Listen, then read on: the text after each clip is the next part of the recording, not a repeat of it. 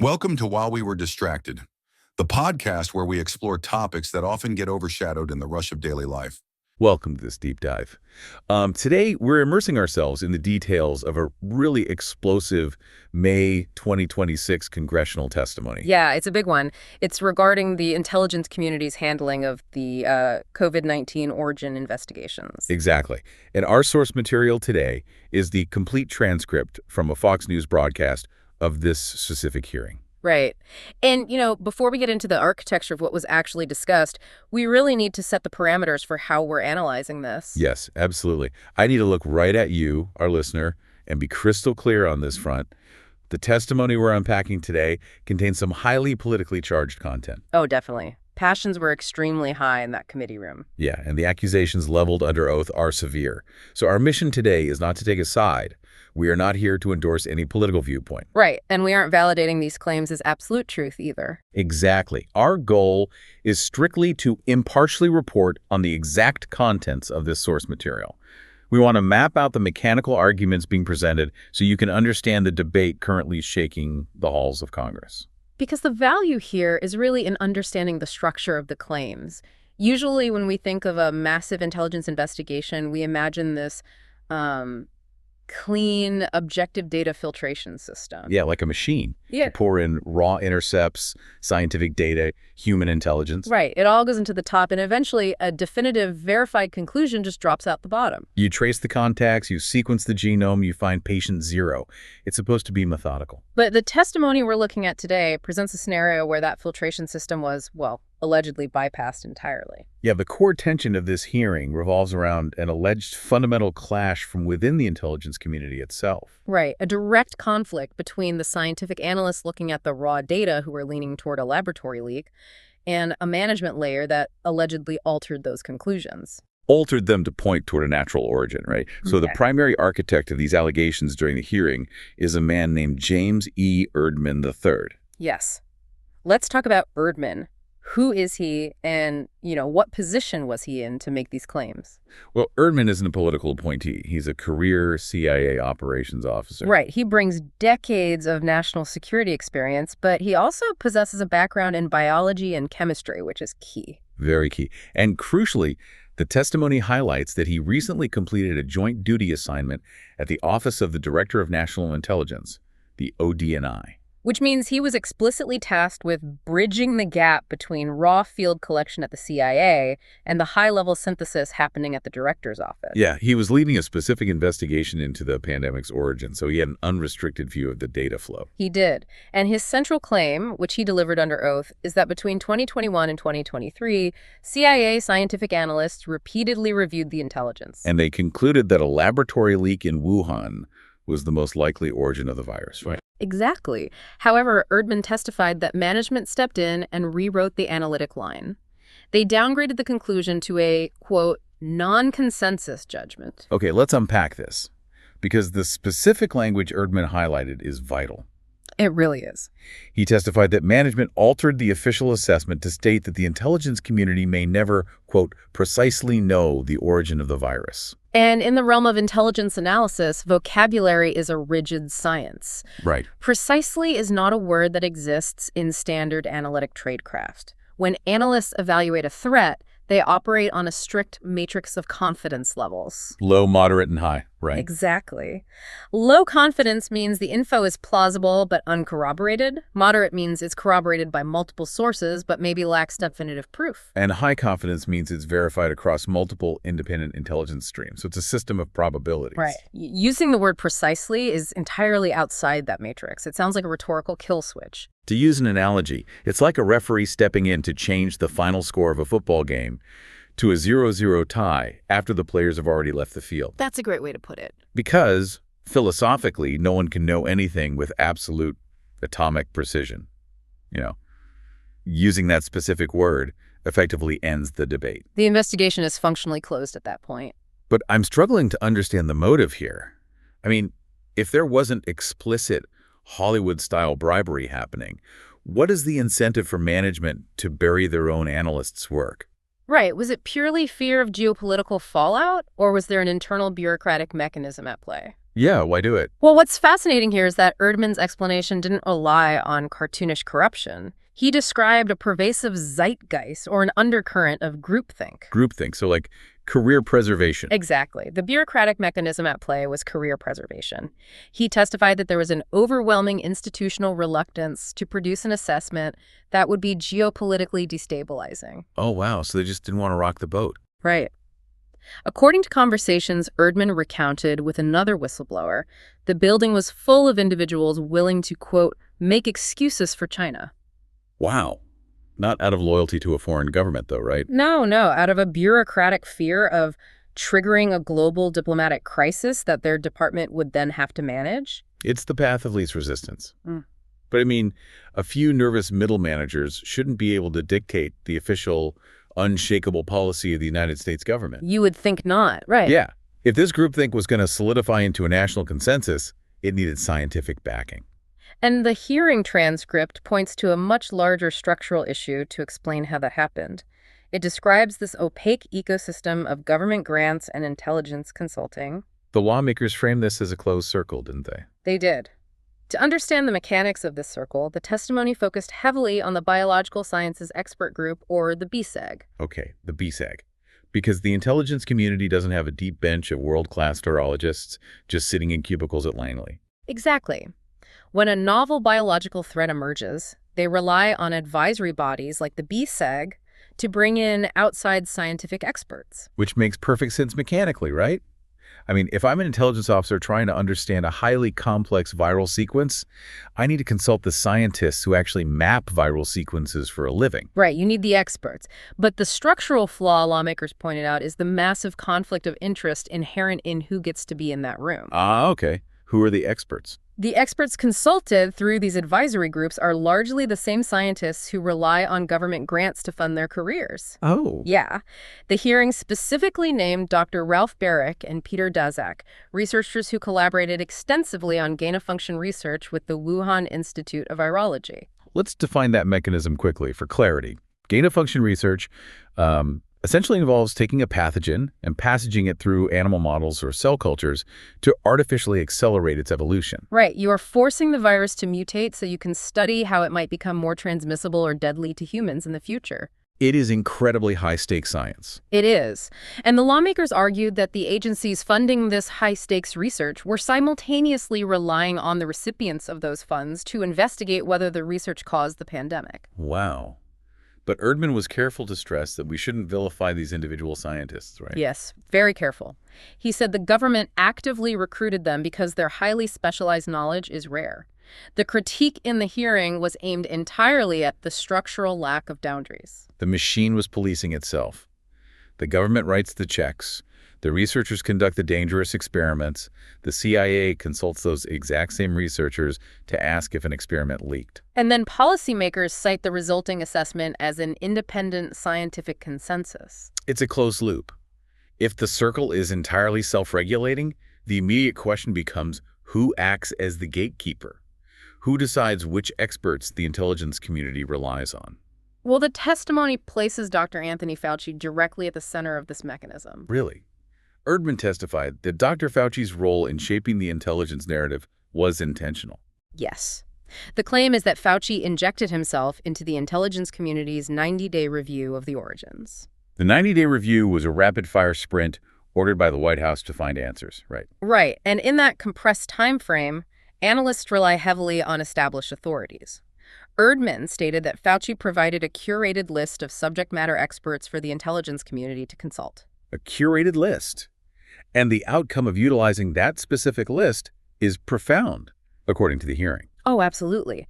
The hearing highlighted that the experts Fauci allegedly recommended were the primary authors of the highly influential proximal origin paper. That was the public, peer-reviewed paper that aggressively dismissed the lab leak hypothesis as a fringe conspiracy theory, wasn't it? Exactly. So by feeding those specific authors into the intelligence review, the public health narrative and the classified intelligence assessment became perfectly synchronized. Erdman detailed a specific email exchange that illustrates how deeply these lines blurred, right? Yes.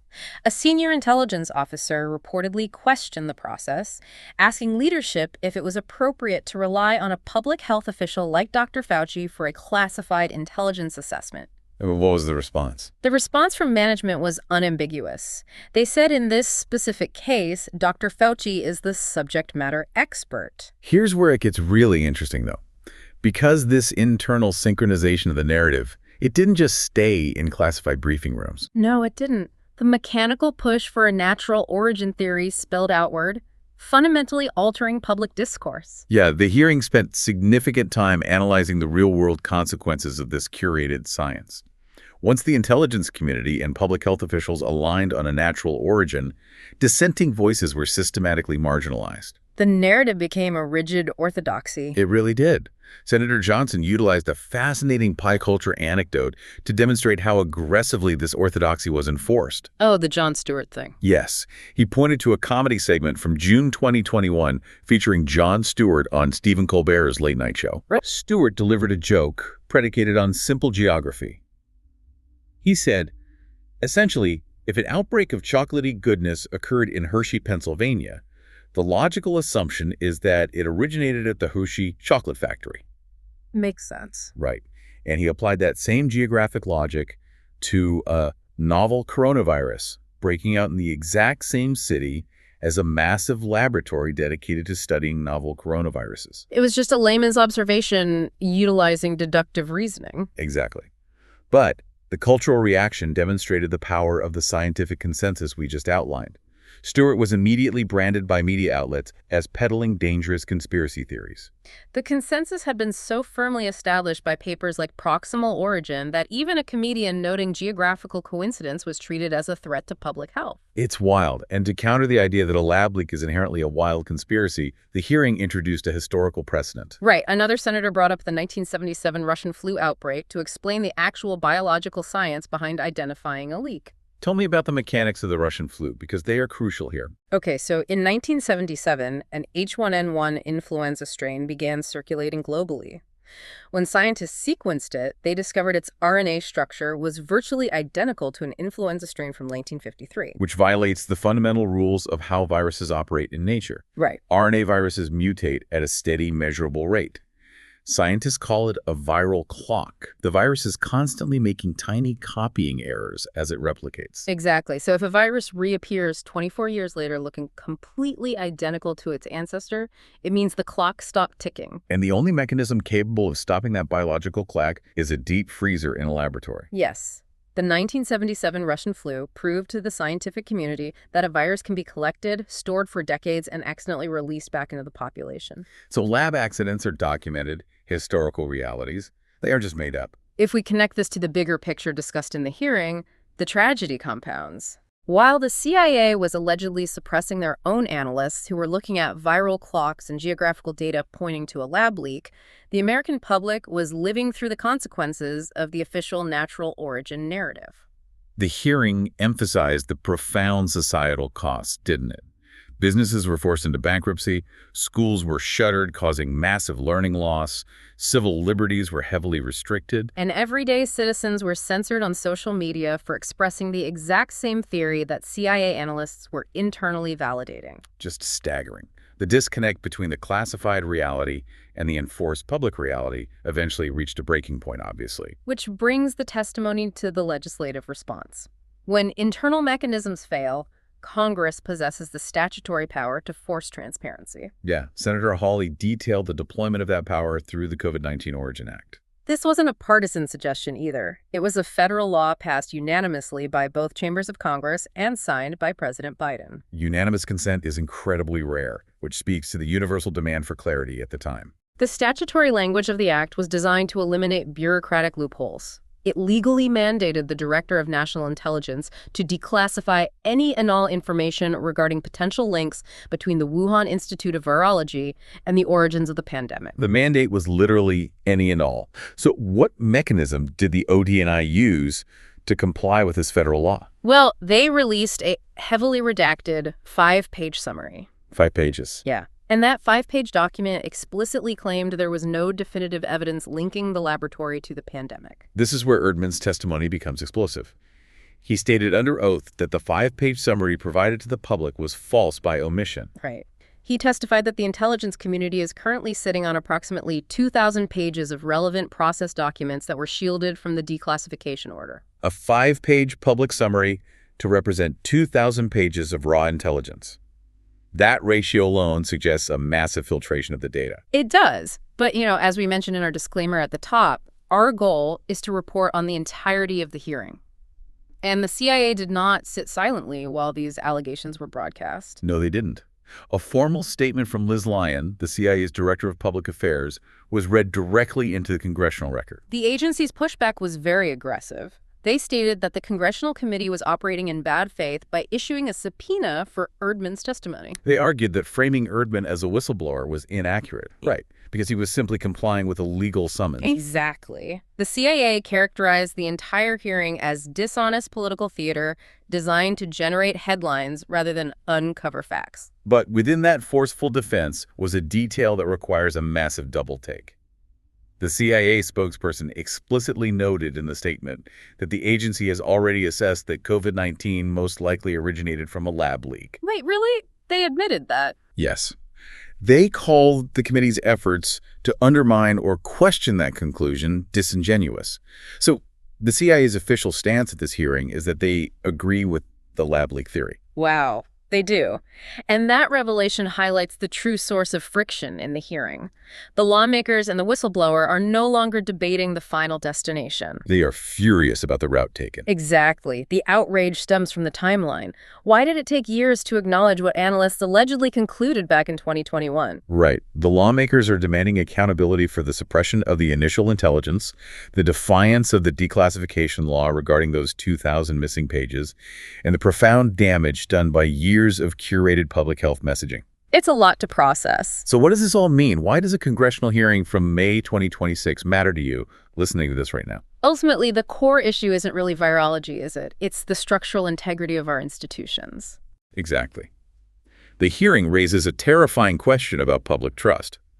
When the next catastrophic event occurs, whether it's a biological threat, a cyber attack, or a kinetic conflict, will the public trust the consensus of the experts? Or will the populace look at the official narrative and assume the bureaucratic machinery has simply curated the data again to protect itself? It's an erosion of the foundational credibility required to govern during a crisis. It truly is.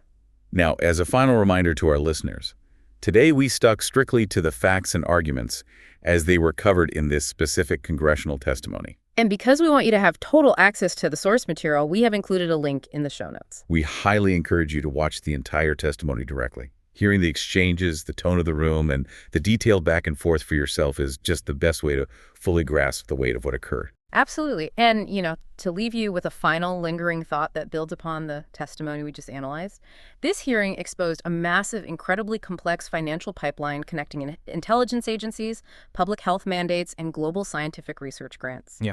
It forces us to ask a difficult question about the future of objective science. If our systems are structurally designed so that the people advising the government on biological threats are the exact same people profiting from the research that creates those threats, is a truly independent scientific consensus even possible anymore? Don't forget to like and subscribe for the next episode on While We Were Distracted.